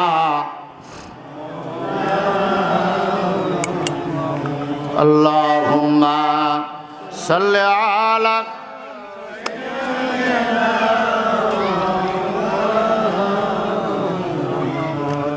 ওয়ালা আলি সাইয়্যিদিনা মাওলানা। এই জন্য বাবা মার খেদমত করার দরকার আছে না নাই? আবার বাবা মারও একটা দায়িত্ব আছে, আছে না নাই? সন্তানকে আমরাই কিন্তু কি করতেছি, লেলিয়ে দিচ্ছি। বাবা মার দায়িত্ব যেমন সন্তানের দায়িত্ব বাবা মার খেদমত করা, সন্তানকেও কিন্তু সুন্দরভাবে লালন পালন করা। শুধু খাওয়াইলেন পড়ালেন যা চাইলো তা দিলেন, এটার নাম কিন্তু লালন পালন করা না। ইসলামিক শিক্ষায় শিক্ষিত করার দরকার আছে না নাই? আজকে বর্তমান যুগ বড় পরিস্থিতি খারাপ। আমি একজন স্কুলে থাকি, বাবা মা এসে অনেক সময় কান্না শুরু করে দেয়, সন্তানটারে মানুষ করতে পারতেছি না, 7, 8-এ পড়ে। এত পরিমাণ মাদকের উৎপাত। আমার রাসূল সাল্লাল্লাহু আলাইহি সাল্লাম 1500 বছর আগে বলে গিয়েছেন, হাদিসগুলো বাস্তবায়ন হতে শুরু করেছে। শেষ জামানায় কয়েকটা কাজ বেড়ে যাবে। 1 নম্বর, মাদক বেশি হয়ে যাবে, মাদকে আসক্তি হয়ে যাবে অনেক মানুষ। জারদ সন্তানের হার বৃদ্ধি হয়ে যাবে, আর সুদের প্রচলন হয়ে যাবে বেশি। কিসের প্রচলন? 1 টাকাও আপনারে কেউ ধার দিতে চায় না, কিন্তু আপনি কি করবেন?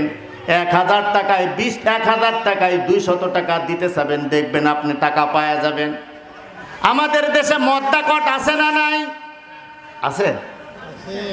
মদ্যাকট কি অবস্থা? 1 বিঘা 3 লাখ, এমন পরিবেশ চলতেছে। জমিও খাচ্ছেন, টাকা যতদিন দিতে না পারবে ততদিন পর্যন্ত আপনি জমিগুলো কি খাচ্ছেন, ওই টাকাগুলো নিচ্ছেন, আবার এখন জমিও লাগছে না।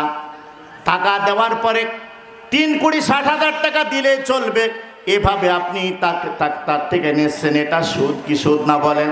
এভাবে সুদের প্রচলন বেশি হবে। আমার নবী সেই জামানাতেই বলে গিয়েছেন। এই জন্য এই খাবারগুলো যখন বডির মধ্যে, দেহের মধ্যে আসবে, রক্ত কি হয়ে যাবে? হারাম হয়ে যাবে, দূষিত হয়ে যাবে।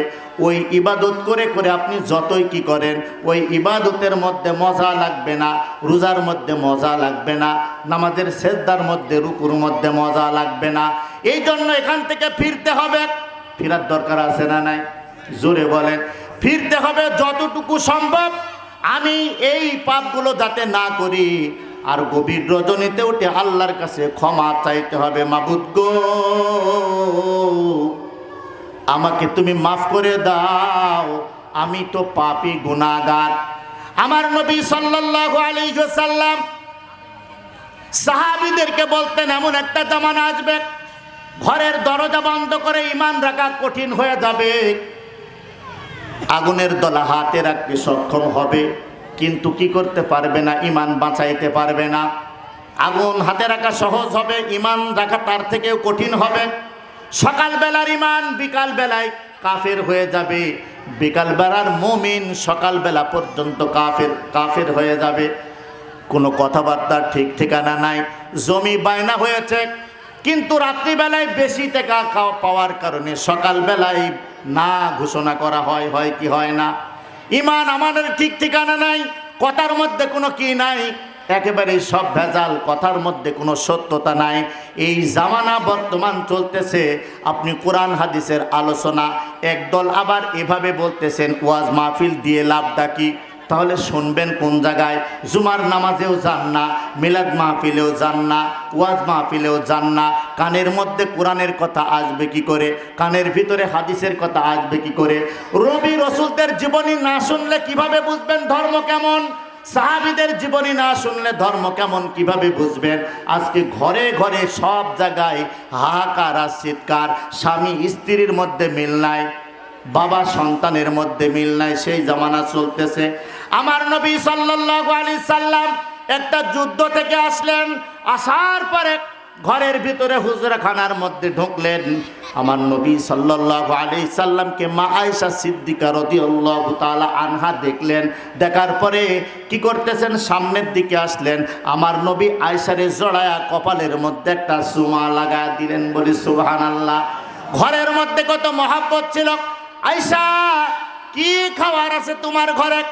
আমার নবীর কথা শুনে আয়েশা সিদ্দিকা বললেন, ইয়া রাসূলুল্লাহ, খাওয়ার জোগাড় আছে, আপনাকে খাইতে দিব, আপনি কি গোসল করবেন? নবী আমার বললেন, আমি একটু গোসল করব, তুমি পানি দিয়ে দাও। গোসল করার জন্য রেডি হয়ে গেল। মা আয়েশা সিদ্দিকা পানি রেডি করলেন, একটা টুল দিলেন। আমার নবী টুলে না বসে নিচে বসলেন। আয়েশা রাদিয়াল্লাহু তাআলা আনহা তিনার এই রানের উপরে, উরুর উপরে কি করলেন, মাথা দিয়ে একটু মুখের দিকে চাইয়ে আছেন। আয়েশা সিদ্দিকা রাদিয়াল্লাহু তাআলা আনহা আমার নবীর চেহারার দিকে তাকায় গুনে গুনে দেখতেছে 17টা দাড়ি মুবারক পেকে গেছে। আমার নবীর দাড়ি মুবারক 17টা দাড়ি মুবারক পেকে গিয়েছে। আয়েশা সিদ্দিকা কান্না শুরু করেছে, চোখের পানি ঝরায় বলতেছেন, ইয়া রাসূলুল্লাহ, হাবিবাল্লাহ, আপনি একদিন বলেছেন, আমার রাসূল যা বলতেন আয়েশা সিদ্দিকা কোট করে নিতেন। বলছেন, ইয়া রাসূলুল্লাহ, দাড়ি পাকা কবরে যাওয়ার একটা লক্ষণ। কবরে যাওয়ার একটা, আপনি চায়ের দোকানে যায় দেখেন 80 বছরের বৃদ্ধ এমন ড্যান্স দেখে আপনার মাথা খারাপ হয়ে যাবে। সব লোক উঠে চলে যায়, চাচা বলে বাড়িতে লোক নাই, একটু চলুক। কি আশ্চর্য! আপনি আশ্চর্য হবেন। আমি আমার পরানখালী হাই স্কুলে আমি থাকি, আমি বাজারে চা খাইতে যাই না, চা খাওয়ার দরকার হলে স্কুলে খাই। মানুষের কথাবার্তা সব উলট পালট, খালি গ্যাঞ্জাম ফ্যাসাদ, কাকে কে দোষারোপ করবে, গীবতের প্রতিযোগিতা চলছে, গীবতের প্রতিযোগিতা চলছে, হিংসার প্রতিযোগিতা চলতেছে, পরনিন্দার প্রতিযোগিতা চলতেছে। মা আয়েশা সিদ্দিকা রাদিয়াল্লাহু তাআলা আনহা, আমার রাসূল উঠে পড়লেন। আয়েশা সিদ্দিকা রাদিয়াল্লাহু তাআলা আনহা উঠে পড়লেন, গোসলের জন্য টুলের মধ্যে বসে পড়লেন। টুলে বসার সময় আয়েশা সিদ্দিকার পায়ের একটা আঙ্গুলের উপরে ওই টুলের একটা পায়া পড়ে গিয়েছে, লোকটা ফেটে গিয়েছে। মা আয়েশা সিদ্দিকা পানি নিয়ে মাথার উপরে ঢালতেছেন। হঠাৎ করে পানির দিকে তাকায় দেখতেছে, আমার নবী চায় দেখতেছেন পানির মধ্যে রক্ত চলে যাচ্ছে। আয়েশা সিদ্দিকাকে বললেন, আয়েশা রে, রক্ত দেখা যায়, কি হয়েছে তোমার? বলতেছে, ইয়া রাসূলুল্লাহ, ইয়া হাবিবাল্লাহ, আমার পায়ের একটা আঙ্গুল আপনার ওই টুলের নিচে, পায়ার নিচে পড়ে ফেটে গিয়েছে, হয়তো বা রক্ত বের হচ্ছে। তাই আয়েশা সিদ্দিকা রাদিয়াল্লাহু তাআলা আনহা তিনি বললেন, ইয়া রাসূলুল্লাহ, পায়ের আঙ্গুল মোবারকটা ফেটে গিয়েছে, মনে হয় পায়ের মধ্যে এই রক্তটা একটু গড়িয়ে যাচ্ছে। আমার নবীর সাথে সাথে উঠে পড়লেন। উঠে পড়ার পরে আয়েশাকে জড়ায় ধরলেন, বলে, আয়েশা তুমি কেন বলো নাই? বলতেছি, ইয়া রাসূলুল্লাহ, হাবিবাল্লাহ, আপনি আসছেন যুদ্ধ থেকে, আপনি পেরেশান হয়ে আসতেছেন, আমার পায়ের আঙ্গুলটা কি করেছে, পায়ের ওই টুলের তলে পড়ে ফেটে গিয়েছে। আমার আঙ্গুল না, আমার কলিজার উপরে যদি এই টুলের পায়া লাগতো, কলিজা ফেটে যাইতো, আমি শব্দ করতাম না। কি প্রেম, কি ভালোবাসা ছিল। আর আমাদের সমাজে, আমাদের ঘরে কি অবস্থা আপনারা বুঝতে পারতেছেন না। যার সন্তানের হার বেশি হবে, নবী বলেছেন, এটার একটা তো দলিল দেওয়া দরকার, এটা তো বুঝে নেওয়া দরকার। তাহলে আমরা তো দেখতেছি না, ঠিক আছে, স্বামী স্ত্রীতে ঘর সংসার করে, সন্তান আবার জারজ সন্তান হবে কেন?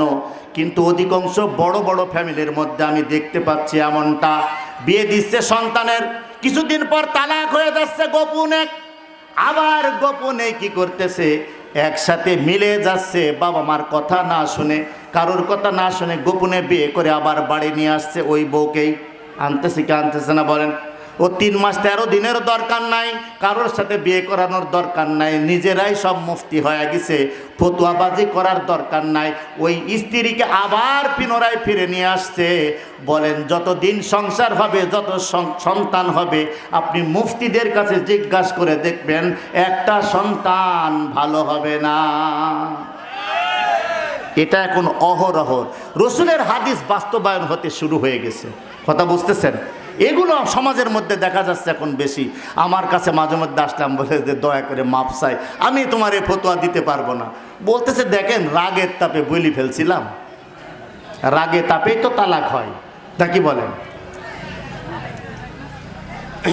আমার আল্লাহ রাব্বুল আলামিন আমার হাবিব সাল্লাল্লাহু আলাইহি ওয়াসাল্লামকে এত এলেম দান করেছিলেন, এত জ্ঞান দান করেছিলেন। আমার নবীর এলেম পৃথিবীর কোনো মানুষ তার এলেমকে যাচাই করতে পারবে না।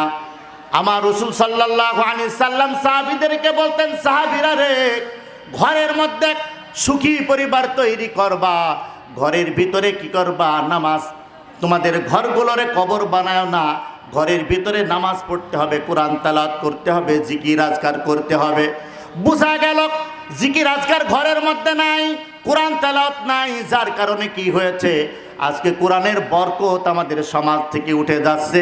তবে কিছু না পাইলেও কি হবে, ছোট্ট একটা বক্স হলেও আছে, যা কোরআন তেলাওয়াত হয় না, অন্য কিছু হয়, আছে না নাই? এইগুলোর থেকে দূরে রাখতে হবে।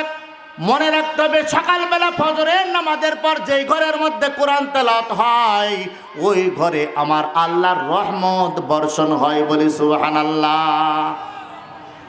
এই জন্য আমাদেরকে কি করতে হবে, ছেলে মেয়েদেরকে কোরআন শিক্ষা দিতে হবে কি হবে না, কালিমা শিক্ষা দিতে হবে কি হবে না। আমরা কি করি জানেন, সকালবেলা ফজরের পরে বড় একটা ব্যাগ নিয়ে কেজি স্কুল, কি স্কুল, ওই কেজিগুলোতে পাঠায় দিই, কোরআন তেলাওয়াত আর শেখা আমাদের হচ্ছে না। মক্তবে হুজুররা ডাকলে আর যাইতে সময় পাচ্ছে না, এই প্রাইভেট সেখানে প্রাইভেট, বিভিন্ন জায়গায় সন্তানরা চলে যাচ্ছে। ও সন্তান বড় হওয়ার পরে আপনাকে ভুলে যাওয়াটাই স্বাভাবিক, যেহেতু তার মধ্যে কোনো ধর্ম নাই, তার মধ্যে কোনো ইসলামের জ্ঞান নাই। কমসে কম ইসলামের জ্ঞানওয়ালা একজন ব্যক্তি আপনার পিতা মাতার সাথে ওই সন্তান জীবনেও কোনোদিন খারাপ আচরণ করতে পারে না। এখন খেদমত কিভাবেই বা করবে? মসজিদের বেতন পায় 5,000 টাকা, কি বলেন? তাহলে মানুষ, মসজিদের বেতন আমরা দিতেই চাইনি, 5,000 10,000 টাকায় কিছুই হয় না।